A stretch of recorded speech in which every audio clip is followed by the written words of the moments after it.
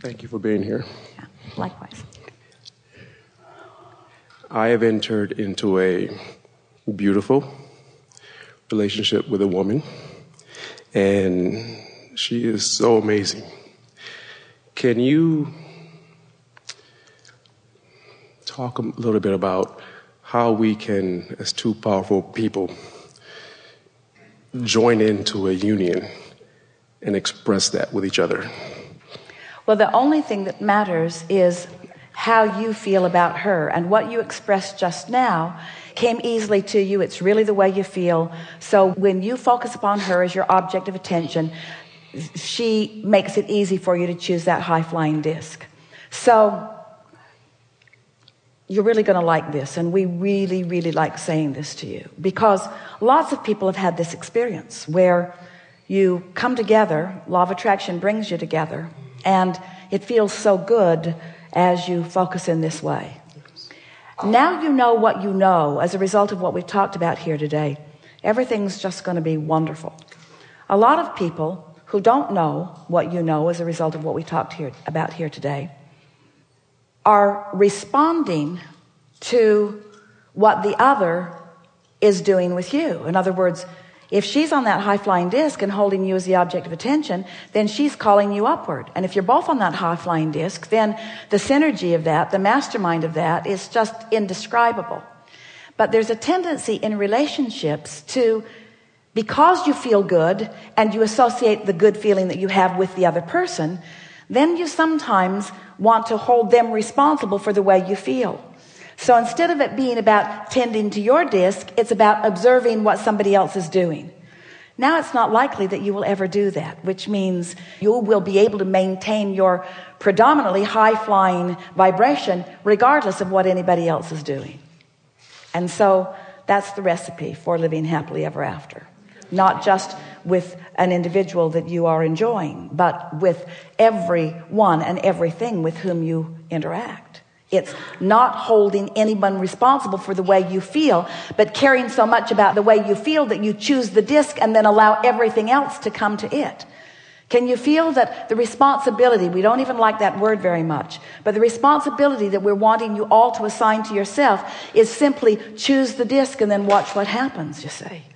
And so you were doing a good job of choosing that disc. Otherwise, this rendezvous would not have happened.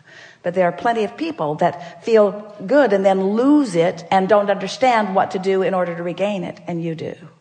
So the key for me is don't even focus on her. Just come in and feel good about myself, and she'll express that to me. We would speak it differently than that. That's almost right. But this is the difference. When you know for sure that you're on that high-flying disc, and how do you know it? Oh, you just feel eager, you feel elated, you feel lighthearted, you feel happy. Focus on her in every detail that you can when you feel like that. And that will just enrich your relationship. It will uplift her. It will, in the same way that our energy worker friend is flowing energy, he's a conduit to flow energy to others. You'll give her life, you'll feed her. She doesn't need it, but it will feel good anyway as it's happening. And if you're not on that high-flying disc, take your attention away from her.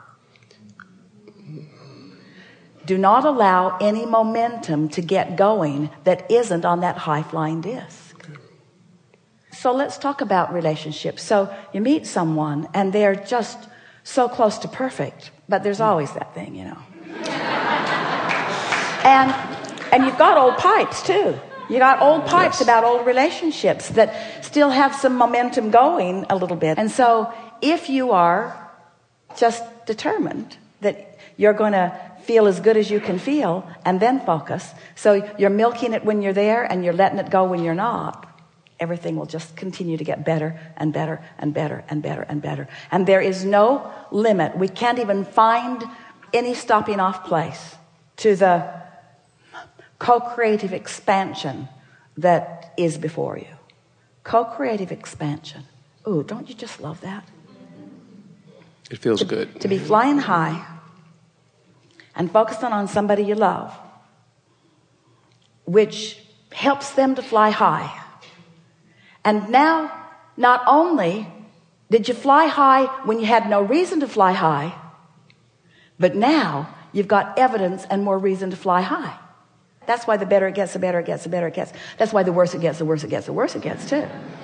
So if she's having a tough day and she's into my experience, is her tough day that I cause her tough day to be present in my experience? And how do I deal with that? Yeah, because she can't rendezvous with you on a disc that you're not on. And women especially, but it's true of everyone. She'll want to make you responsible for the way she feels. And if you're aloof, she'll try harder. Wow.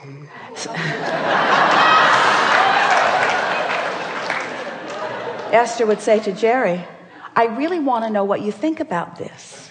And he would say, I don't really think you want to know what I think about this. I think you want my agreement in this, which was pretty much true. In other words, she wanted to talk about it until he would join her in whatever that was, because you feel like you want the support of those that you love. But you don't want support of those you love. You want support of infinite intelligence. You want support of the energy of the universe. That's the support that you want. And you don't want to sacrifice that. You don't want to look for love in all the wrong places, you see. So what do? So ask that question as close as you can to the way you just ask it, going slowly, and we'll just step in and show you what we do. So she's having a bad day. Yes, and I understand that I create all the experiences I see. Well, now, wait just a minute on that, because, of course, you've brought someone lovely into your life, but you can't control what disc she's on at all times. And you want to say, I love you here and I don't really care what disc you're on. And when we're flying high, we'll have the best time. And when we're not flying high, we won't have such a good time. But we're together in all of this, and I'll take you in whatever disc you're on. But I'm going to do my best to fly high and to rendezvous with you mostly when we're both flying high. Those are the marriage vows or the relationship vows that we would offer. I like you pretty good. Let's see how it goes. So let's say that she's having a hard moment for whatever reason, and you're aware of it. Well, the first thing that you want to do is say to yourself, I want to be aware of this from my vantage point of knowing all is well. So you're able to do that. You're really going to like this. You're able to do that if you immediately go general. I adore this girl, and she is lovely in all of these ways. And as you practice it, those things come to mind. They activate in your mind more easily. And this is a sort of rare experience for her. And all of us have those experiences. And I'm so enjoying this experience. And I want to be good for her. And I want to do my best to maintain my alignment. You see, because when you are tuned in, tapped in, turned on, and holding someone as your object of attention, even if they're not joining you in the well-being that you know to be, they do not feel ignored. So if you are catching this in the early subtle stages, then not much of the other momentum gets underway. If you have the attitude that it's your job to get her and bring her to another place, it never works, because you can't do that. And if you feel resentful that she's in another place and you've joined her there, then that's just going to be some more momentum that plays out. But when you take responsibility for where you are and you love her from where you are, no matter where she is, you can't do anything less than live happily ever after. It's such a lovely thing to feel this influence pouring through you. Here's a good way of saying it to yourself and maybe to her. Your bad day can never be powerful enough to override my love for you. My love for you will always supersede whatever bad day you're having. And don't ask me to talk much with you about your bad day, because I can't maintain my alignment and do that. I'm just telling you that the commitment that I'm making to us is that I'm going to fly high.